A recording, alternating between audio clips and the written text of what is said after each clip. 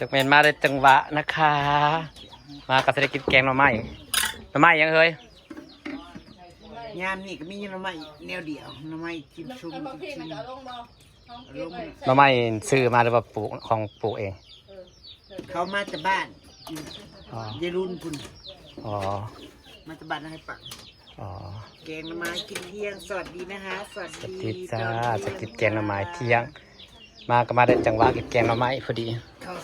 ผักลายนี่เป็นตะแสบอยู่ดอกเอาไปใส่บังมีอะไรเฮ้ยตัวซื้อบังมายังหลายแท้อ๋อซื้อมาขายตลาดงามๆนะบังเรานะพอดีเนาะพอดีเก๋วันนี้จะมากินสีมืออมราแกงหน่อไม้นะคะหน่อไม้ยังคือบ่เปรกกับบะหมี่ฮอตต้นเนาะมันเค็มอยู่มันก็เค็มคือประเดะกันแล้ว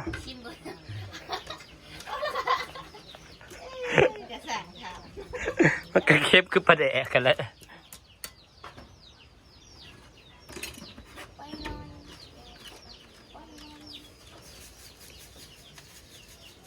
มี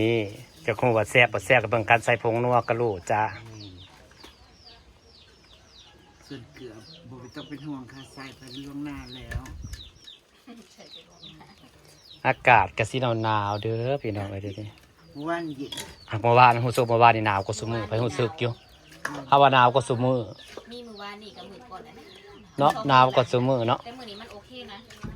มื้อนี้เริ่มเน้นร้อนเริ่มอันนี้แล้วค่อนกลางเว้นนี่ยังหนาวอยู่ว่ะปี๊บแกงหน่อไม้ยั่วๆจ้าพุ่นน่ะผักเต็มเลยนะคะลายบ่ให้ก่อนใหม่ตัวอยู่ในเฮือนนะก็เดียวก็สำสิกินขันเฮาหักษาได้โหดก็บ่ได้โหดเนาะยังออกเนาะบ่มีคนอยู่ก็วันในเฮือนนั่นแตงมันโหด2กอได้ขายมื้อละโลผู้ใดมันออกไวคือยังในยามนี่ออกแหนงนะนอกก็ออกขนาดตัดนะครับแม่นขนาดตัดแต่ว่าบ่ได้โหดตัดแล้วก็หดน้ำนะขนาด2กอได้ขายมื้อละโลได้โลละ50 บาทผู้ใดบ่ต้องใส่ขี้แกะขี้หมูก็ได้บ่ใส่เหงามันใส่มันแห้งอันนี้เฮ้ยคันบ่ใส่แล้วเงามันแห้งนั้นบ่อยากออกคันเอาขี้แกบเอาขี้หมูเอายังมาใส่เลยเงามันอันนั้นเด้เงามันปิดนะ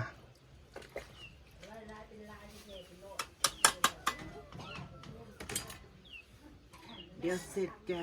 จริงๆถ้าเราอยากใส่ผักขาวว่าเป็นในซองเนี่ยตัวยามนี่ตัวปกติเนาะแม่ผักขายามนี่แซ่บผักขายามฝนเขาบอกกินจำมันสมมันก็มันขมผักยามในขั้นตัดมันกับปรุงได้ผักกระเนียงก็ยังได้ผักกระเนียงสดอยู่เนาะเก็บไปใส่ซื้อในตลาดน้อยซื้อยานางแต่ว่ามีผักกระเนียงกระบายก็ยังมีผักกระเนียงอ่อนบัดยามนี่เฮาอันมันคือบ่ออกเนาะมันคือบ่งอออกเนาะโอ้นั่นแหละนาทีเป็นเม็ดแก่แล้วกันถึกน้ำถึกซุ่มกระงอกก็เนาะผัดฮอดยามฝนผู้ปัญญามนี่ว่าเขาเจ้าจุดให้จุดยังกับไผ่ใหม่เบิดกระบ่ตายเนาะผักผัดฮอดยามอันนี้ผัดออกงอกเต็มอันเดียวกับบ้านไอ้แถวบ้านเขาแตงนะแถวบ้านนองสะไพรสนามไซบุรีนะดินเขางามคือสิมีหักผักกระเนียงบ่เกิดปลูกกระต่ายดินบ่หมักท่วมแล้วมันเสื่อมบ่มีบ่ควรอะไรบ่ให้เอาไปปลูกกระต่ายเด้อเฮ้ยมันตั้งแบบว่าดินบ่สมกับผักกระเนียงถั่วเนาะดินเขาเจ้าผัดหักเขาเจ้าปลูกทุเรียนปลูกอีหยังนะผัดเป็นแม่นบ่ปลูกเก่าปลูกจ่าเห็นบ่มึงไปบ้านเขาสมบูรณ์คือหยังเห็นบ่เขาไปนะไปบนบังไฟนะคือสิมีครบทุกอย่างปัจจุบันบ่ได้มีหยังเลยเขาอยู่ห้องกินอีกพวกไอ้สิมีตะห้อยกระปูนี่มีทั้งบ้านเฮากับพวกกินลอกบเขียดนี่บ่มีกบพวกเขียดพวกกินลอพวกไอ้เห็ดนี่บ่มีเลยบ่ได้กินเลยเห็ดโซนทางเขานะฮักเขาไปในป่าดินแน่ไปในดินเขาเจ้ามันสีดำแบบต้นหมอกต้นไม้สมบูรณ์โอ้เป็นตาสีสมบูรณ์เป็นตาสีมีกินทุกสิ่งทุกอย่างเขาเห็ดนะเบิ่งอ่ะเนาะมาแล้วเราบ่ได้มีอย่างไรแม่มันบอก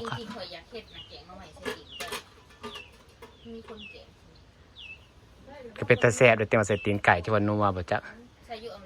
ส่ตัวสิใส่ปลาหมึก เขาว่าแกงปูม้าใส่ปลาหมึกแซ่บใช่บ่ มาใส่ที่ บ่เฮ้ยแกงหน่อไม้ใส่ปลาหมึกปิ มันเป็นมือกันเจ้าดุ หมกกระต่อยแล้วถึงแล้ว ใส่ด้วย มันก็อยากคืออัน มันก็สิหอม แกงหน่อไม้ใส่ปลาหมึกจ้า นี่บ่มาเบิดนะต้องไว้กินดอก หมึกกระต่อย นี่บ่ไม่จักโล พอแล้ว เขาเคยกินน้ำซุป เออ พอแล้วมันสิเกิน ก็สิมินเต็งๆอย่างจะ เอากินปลาหมึกกระต่อย อยากจะนำคมมันออกมาตัวขัด จะแลกคมหนึ่งมีตัว คือ เสีย สู้ใส่น้อยว่าจักน่ะ ตำใส่อีเคย มันมึงแนะนำตรงเรียงตรงเรียง บ่ทันเดือดให้มันเดือดก่อน ไอข้าวเบื่อบ่ทันได้เปื่อย เอามาเดี๋ยวจับนี่ นี่หอยคว้าเจ้าหอยคว้า โอ้ยกูจะไปคว้ เกิดมายังบ่เคยคว้าหอย อยากกันนะเขาทุกหน้าปากอาด เฮ้ยเขา โอ้ บอก ลงไป ซื้อเขา ไปถ่ายคลิ สิ ป เป็นใหญ่กระจาย เขาก็ บ่ ซื้อ มันหลาย กู บ่ ไปทำเลยหลอกล่อดู กูแจ็คจะคลอง สี่สับลาบกดมันน่ะ ไม่อ่าน อ้าวกับอาจ เขา จะ ลุ่ คอ มจักเขาลุ่มจากน้องผู้ใดบ่ฮู้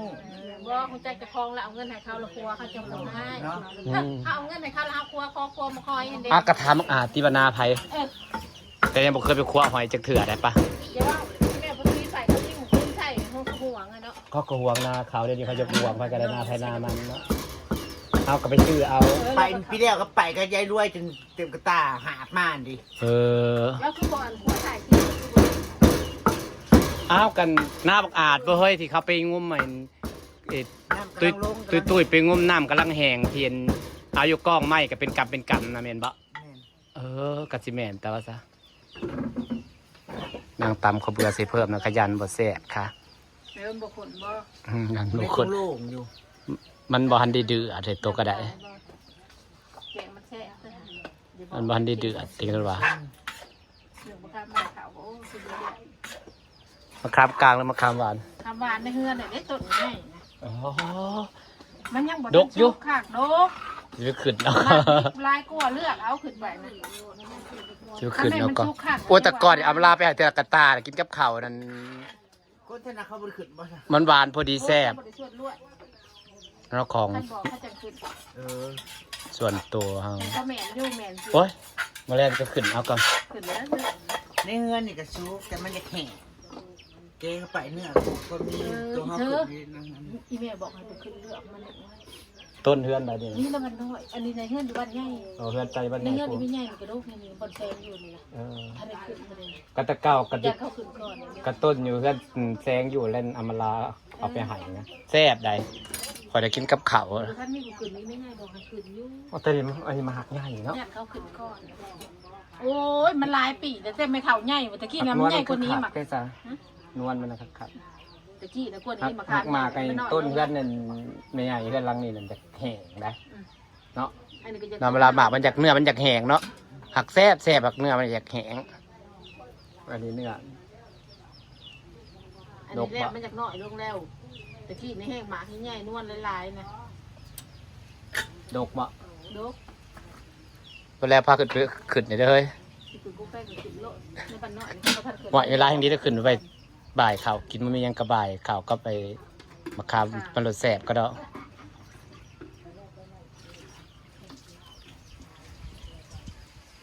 หนักลายเท่าไหร่ สิบโอเค ใช่เปรต โอ้ย ตกกระลวกต้อนไม่ใช่ที่ มันบ่มีตอน มีหรือไม่โคตรมันนะ หมอมันได้เดือดจะหมอก็ได้ เดี๋ยวก็ไปเขาเช่าไปทันได้กิน โอ้ยเบ็ดยังมาบอกข่าวเศร้าบ่ายโมงเลย มาแต่สวนนี่ หากข่าวเศร้ามันบ่ค่อยหิวแล้วก็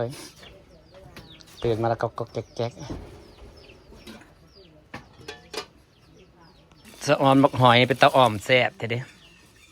มันตุ้ยอ่อมตั้งตุ้ยต้องมีจำนวนใหญ่ๆอีหลีเหรอเนาะ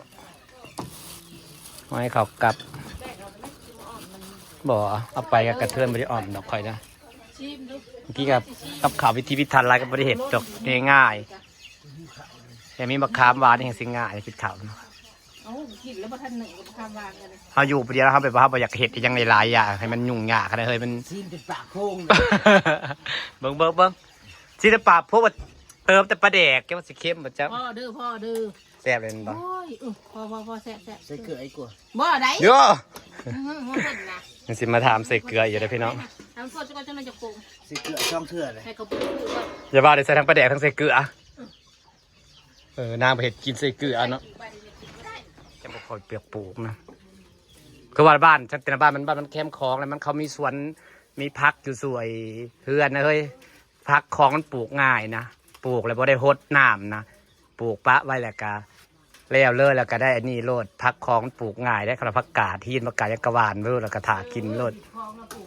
มันซุ่มตลอดเด้ มันแหละไผกับมีพักเองไผมีสวนเองหรอมันบ่ซื้อกัน เอาพระสิชื่อมีแต่คนดูปลูก แมนคือเขาบอกว่าน้ำนะครับผัด แค่จะพังคอก็ได้กินเนาะ แมนเขาหวานไว้ทดที่ไว้ได้แล้วก็ออกแล้วก็บ่ได้ฮดบ่ได้เมื่อยกะละมักทั่วกะน้ำบกแล้วก็ไปเน็บไว้ฮอดยามสิไปเก็บนั่นเก็บกับบ่หวาดบ่ไหว แล้วของน้องผ้าจะหายมันงามๆเนาะอ่อน อ่อนในมักทั่วของนะ ๆน้ำอายน้ำคลองเฮ้ย แมนกับดินตะพังคลองนั้นมันบ่ได้อันแห้งใดมันชุ่มตลอดใดว่ะเขาปลูกหมกโพดปลูกหมกทั่วแต่บ่ได้ฮดปลูกไม่ได้ถาเก็บขายโลด บุญแซมชาเนี่ยบุญที่ดอก ดอก ดอกไป ดอกหมกถั่วน้องหมกล่าเอิ้นบัก ก็แต่ก่อนเจ้าก็มีส่วนของบ่ ตักให้ข้อมี บ่จองบ่อนปลูกอะไรพระชั่วโมงนี้ก็ยังเห็ดอยู่บ่เรือปลายคนอื่นแล้ว เขาแล้วก็บ่ให้เฮ็ดแล้ว เขาแยกเลยเฮ้ยดินปลูกคลองกับดินเทิงนะเฮ้ยคือบ้านฉันน่ะคือดินพวกฉันแคมคลองน่ะดินเทิงน่ะเป็นดินพวกฉันใดแต่ดินสวนปลูกลุ่มน่ะบ่แม่นใด บ่เฮ็ดถ้าก็เฮ็ดชวนคลองเฮ็ดมาแต่อีตายอีนายเลยเขาบ่ได้เฮ็ดใบตะดินบ้านเขามีใบตะดินออกมาเขาแทกลงหอดคลองแล้วเขามาเฮ็ดใบตะดิน ปลาเลยเป็นเขา บ่ทุกข่อย แท เปิด กชนะเขา เพราะวันมันเขาให้หลังตะพังคลองขึ้นมาน่ะหลัง25 เมตรตะพังคลองบ่มีของผู้ใดอยู่แล้วเฮาผู้คือเฮาผู้จับจองก่อนเฮาก็ต้องมีสิทธิ์อยู่แล้วสิทธิ์ในการปลูกพังดอก คือสมคอยนี่กันคือเก่า เขาว่าเจ้าบ่ซื้อเจ้าบ่มีใบตะดินเขาเลยบ่ให้แล้ว มันบอกเกี่ยวกันดอก หลัง25 เมตรพิจ้าใบตาดินนะคะหลังแทกแต่ตะพังขึ้นมาไดตะพังอยู่ประมาณนี่ประมาณเฮือนเจ้านี่พี่ใบตาดินได้หลังพี่ไปตะพังอยู่ว่าประมาณเฮือนเจ้าใบตาดินได้หลังพี่ไป25 เมตรทุกข่อยยังได้หลังครึ่งสวนพี่ไป ปกติก็สิเป็นรวมผสมก็ได้ สมข่อยแบบแนวนั้นบ้านสมข่อยยังคือเก่า ใส่ถั่วน้อยที่เขามากิน ไปปลูกก็ได้ ได้ พอแล้วจ้า พีบใส่เกลือ ไม่ใส่ลูก แต่หมักกินเค็มไปดีเนาะใส่ใส่ขึ้นอ่ะ บ่เข้มคือเกลือ ต้องหมักกินเค็มไปดี ไล่เลย คือบอกคนเคยกินเนาะคือว่าเลยคนเคยกินตักแล้วจ้ามานะครับกินกัน ปากกาจังบุปุ่มน้ำมันห้างกระทางเนาะห้างกระเก็บซองเถื่อ สามันสิแตกแหงหดน้ำนี่ได้เก็บขายผู้ใดในเรือนละ2 กอยเก็บขายชั่วโมงมันออกไวกินซุงโอเคเรียบร้อยครับ เขาปาดเลยบัดแล้วมันสิปุ่งขึ้น เอามากินข้าวนกกันนะจ๊ะพี่น้องจ้ะ เดี๋ยวน้ำมันแซ่บๆโอ้มีแต่ผักกระเยง ไปกินข้าวกันนะจ๊ะพี่น้องจะกินแกงหน่อไม้ซิมแกงหน่อไม้ยังหนึ่งมะขามต่อปะ จ้า วันมาแล้วจะไปให้วันพาไปขึ้นเอาไปกินไว้กินฝากบรรยากาศไว้เสนอจ้าพี่น้องจ้าบ๊ายบายค่ะ